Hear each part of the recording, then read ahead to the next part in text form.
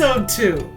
Today we're doing another DIY, something I've done before, but with a little twist. So today we'll be making DIY deodorant. For this recipe you'll need a half cup of coconut oil, 4 tablespoons of beeswax pellets, 3 tablespoons of shea butter, 2 tablespoons of aluminum-free baking soda, it's also gluten-free, a half cup of arrowroot powder, and 15 to 20 drops of essential oil. Today I'm going to be using peppermint, lavender, and then also 10 drops of tea tree oil. So this is another dump and go recipe. You're going to dump all of those ingredients into one double boiler and let it go.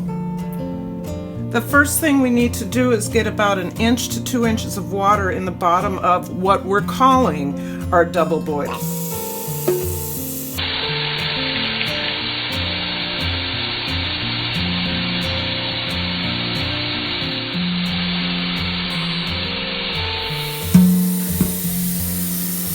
There we go. Okay, so for today, what we're going to use for a double boiler is a steamer pot with a Pyrex measuring cup. This is going to work just fine. Let's get that going. I'm going to dump my beeswax in first because that takes the longest to melt. And as soon as that starts melting, then I'll start adding other ingredients. While we're waiting for that to melt, let me tell you a little bit more about why I am doing DIY deodorant. About a year ago, I started making my own deodorant and I noticed a profound change in my sweating. First, I had been using antiperspirants, which not so good for you because it stops you from perspiring, and that's a natural body function. So I was also afraid of what that might be doing for my body. Now the research does not suggest that using antiperspirant causes cancer, but I know that I'm putting all sorts of chemicals on my body that I don't necessarily want. So making my own deodorant actually is a step towards a cleaner life. When I use my own deodorant, I do sweat, but not as much as I did shortly after I stopped using the antiperspirant. There was something called a boomerang effect when you stop using antiperspirants, when your sweat glands actually overproduce because there's a lack of a chemical that it had kind of gotten addicted to. So then after a while, like within 2 weeks, I was not only over the boomerang effect, I didn't have to worry about pitting out my arms anymore. This deodorant works as good as any deodorant I've purchased in a store, and to me, even better. Although I don't like using a lot of plastic products, it's okay here because it's reusable and I'll use them over and over and over again.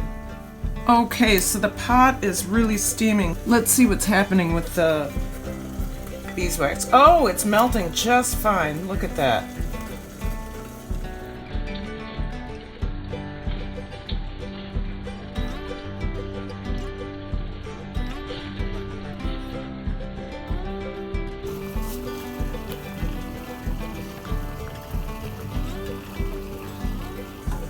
Let's cover that back up.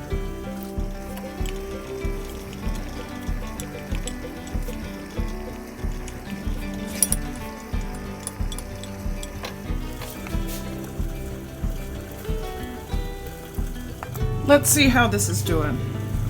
Oh, we're almost there. I suppose I could dump in something else, yeah. Let's go with the coconut oil. So a half cup of coconut oil.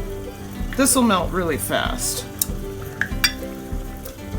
Coconut oil is antifungal and antibacterial, as well as antimicrobial. So, and while I'm at it, why don't I add in the shea butter?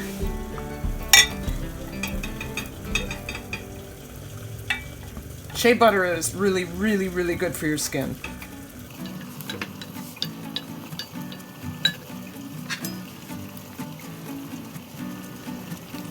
Let's cover that up and let it melt. And we'll come back in a minute. Let's see how we're doing. Oh, almost done.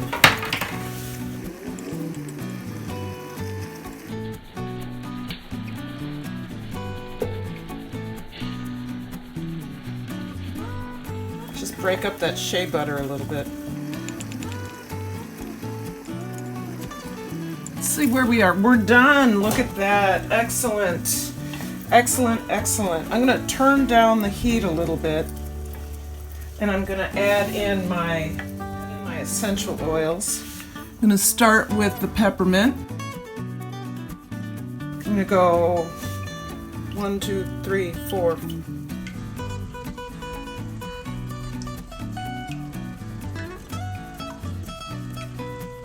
going to go with 20 on that. Add the lavender. I've just fallen in love with the scent of lavender.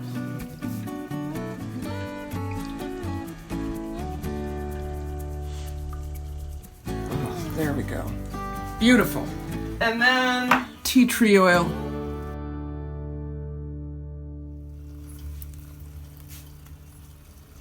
One, 2, 3, 4, 5, 6, 7, 8, 9, 10.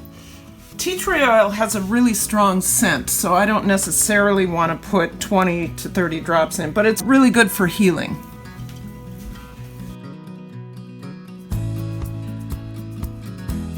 In goes the baking soda, the arrowroot powder, and we're going to blend.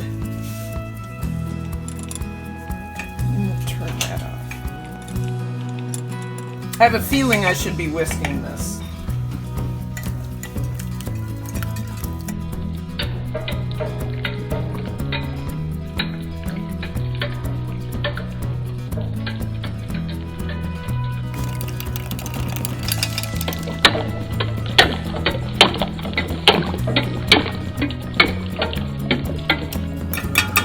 Now it's time to pour. Okay.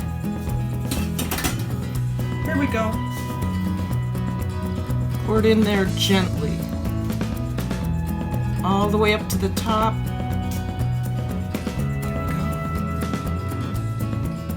All the way up to the top. And finally.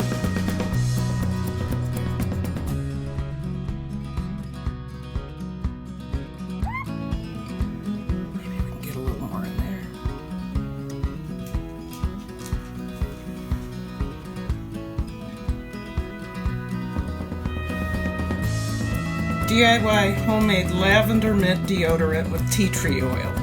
Well, there you have it. DIY lavender mint deodorant with tea tree oil. I'm going to let these sit out for the next 24 hours so that they can harden up, and then I can use them. They smell so good, and so will I. I really hope you liked what you saw, and if you did, please like and subscribe, and remember to comment. And don't forget to ring that bell so I can let you know when I'm coming back in your kitchen. Bye-bye!